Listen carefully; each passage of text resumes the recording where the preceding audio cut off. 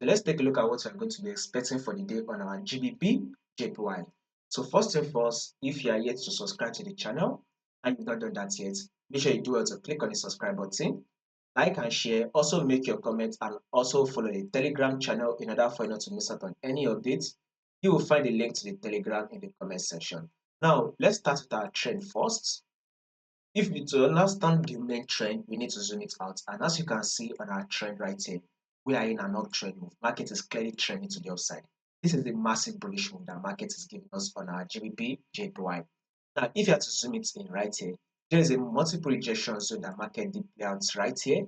So this is our first rejection, this is our second rejection, and now this is our third rejection, which made market to drop. Now, market was able to now drop to this low again, which we will take as our support, and this top will be taken as our resistance, right? What the market do? Market eventually broke below it. Now the market has broken below it. Now we'll be expecting market to push and come back to this level.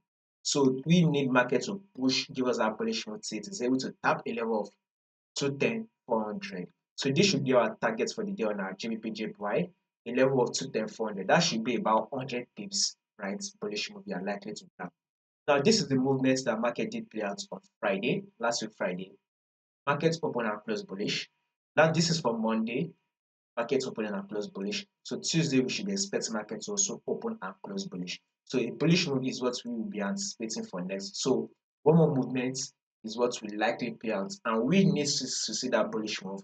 It taps a level of 210.400. Once it taps a level of 210.400, I'll give you guys an update and let you guys know what you should be expecting next. So in order for you not to miss out on the updates, make sure you subscribe to the channel and also make sure you follow the Telegram.